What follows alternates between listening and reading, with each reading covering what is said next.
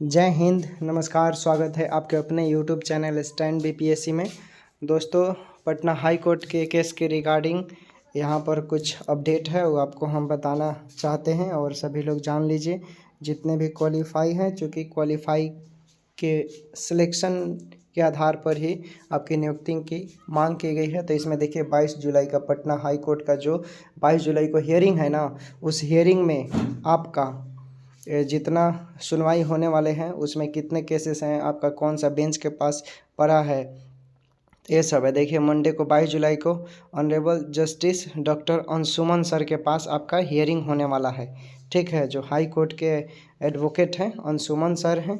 और ये देखिए कोर्ट नंबर आपका सब बता देते हैं। ठीक है, जो भी चीज़ है आपका एडजॉर्नमेंट शैल बी ग्रांटेड। ठीक है, 1 से 25 केस है और आपका केस कितने नंबर पे है सब आपको मालूम चल जाएगा। चलिए अब यहाँ से आते हैं और दिखाते हैं आपको, चूँकि तो मेंशन किया गया है। नहीं, ये केस नहीं है। केस आपका तो देख लेते हैं, अनुराधा कुमारी के नाम से है ना। तो चलिए और हम स्क्रॉल करते हैं, देखते हैं। देखिए यहाँ पर आ गया। ठीक, मार्किंग भी पहले से कर दिए हम। देखिए आपका सीरियल नंबर 10 पे है। ठीक है, अनुराधा कुमारी का जो केस है दोस्तों वो 10 नंबर पे है। और देख लीजिए अनुराधा कुमारी वर्सेस बिहार सरकार। एडवोकेट जो भी लोग हैं आपका यहाँ पर नाम भी है, एडवोकेट जनरल भी है इसमें निकेश कुमार।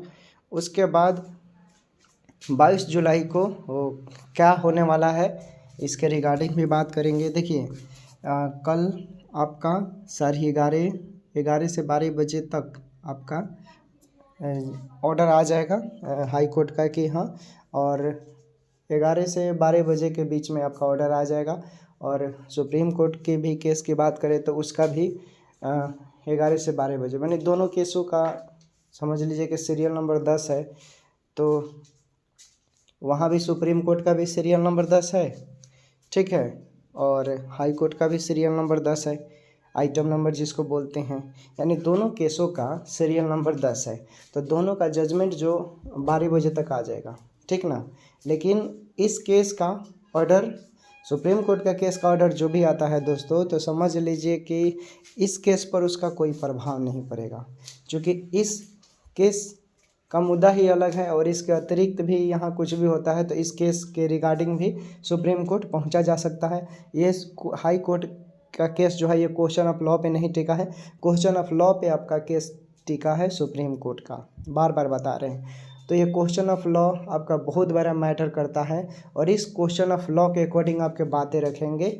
सिलेक्शन प्रोसेस की वहाँ बातें रखा जाएगा, लेकिन कॉन्टेक्ट बेसिस वालों ने नियमावली की बात किया है 2018 के उसमें। और हाई कोर्ट ने भी जो ऑर्डर दिया है पहले से उसमें सुप्रीम कोर्ट का जजमेंट लगा हुआ है। तो यहाँ पर देखने वाली बात यह है कि क्या सुप्रीम कोर्ट अपने जजमेंट को पलटवार करेगा। तो ऐसे केसेस में बहुत सारे कंडीशन होते हैं पलटवार करने के, चूँकि अभी आप देखेंगे 1993 का केस हुआ, 2017 का हुआ, जो भी चीज़ें हुआ सबको सुप्रीम कोर्ट का लगा कि यहाँ पर पलटवार करने की ज़रूरत है, तो उसको पलटवार कर दिया है। देखिए पलटवार हो भी सकता है, नहीं भी हो सकता, ये सुप्रीम कोर्ट के हाथ में है। ठीक ना, ये सब चीज़ें हैं। तो आप लोगों को जो भी है आपको विश्वास रखना पड़ेगा। तो ये सब चीज़ें हैं, आप देखते रहिए और क्या होता है कल आपको मालूम चल जाएगा दोस्तों। और एक और बात, जो लोग बोल रहे हैं कि पहले ही हियरिंग पर केस खारिज हो जाएगा, तो देखिए ये सब सपना दिखाने वाली बात है। ठीक ना, केस खारिज होगा या नहीं होगा ये तो सुप्रीम कोर्ट तय करेगा। चूँकि क्वेश्चन ऑफ लॉ लगा हुआ है तो केस खारिज होने की संभावना इन सब चीज़ों में बहुत कम रहता है। मतलब केस खारिज होने की संभावना मतलब 10 से 15% के ही उम्मीद रहता है क्वेश्चन ऑफ लॉ जिस केस में लगा रहता है। आप नीट MBBS का लीजिए, वहाँ भी क्वेश्चन ऑफ लॉ था, क्या उन लोगों का केस खारिज हुआ? नहीं हुआ ना। तो यहाँ भी चूँकि सिलेक्शन प्रोसेस की बात है, कहीं ना कहीं इसमें कई लोगों को ग्रेस मार्क्स किया गया है, तो क्वेश्चन ऑफ लॉ में आपका ग्रेस मार्क्स भी रखा गया है। ठीक, मैंने कल के वीडियो में बताया था कि कई ऐसे कैंडिडेट हैं। देखिए जीत आपका 2 ही 3 कंडीशन के अकॉर्डिंग सुप्रीम कोर्ट में क्वालिफाई का हो सकता है। ठीक, वहाँ से वहाँ से जो भी चीज़ें होता है क्वेश्चन ऑफ लॉ के अकॉर्डिंग ही मिलेगा। बाकी आपका कोई चारा नहीं है इसके अतिरिक्त।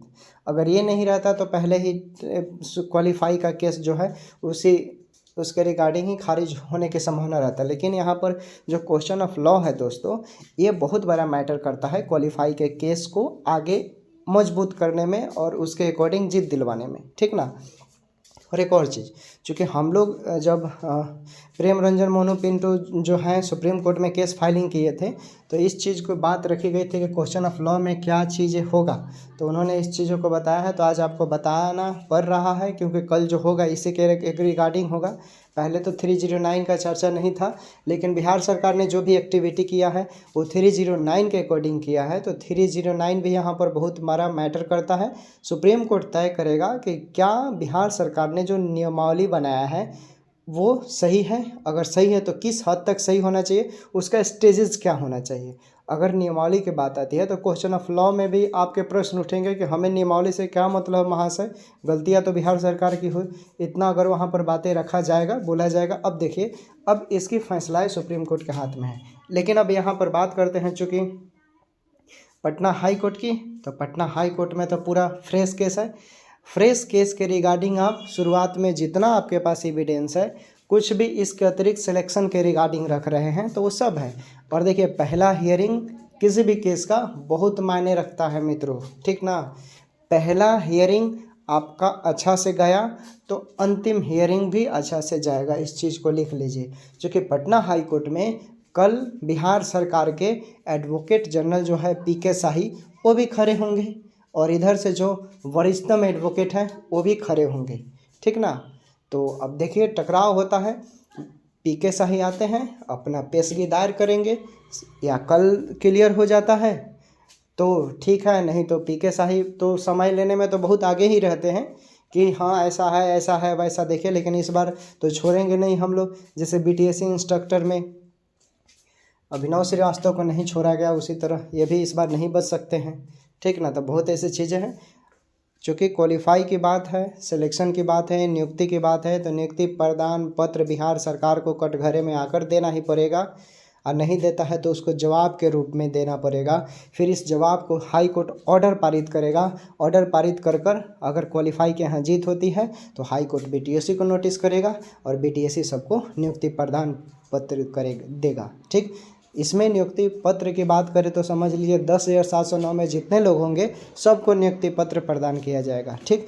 चाहे उसमें 9,000 क्वालिफाई में फ्रेशर हैं और 2,000-2,500 लोग संविदा वाले हैं, तो 10,709 लोगों को ही नियुक्तियाँ मिलेगा, बाकी 32,000 को नहीं मिलेगा। क्योंकि सीट जितने हैं उतने लोगों को ही यहाँ पर ज्वाइनिंग लेटर मिलेगा, समझ गए।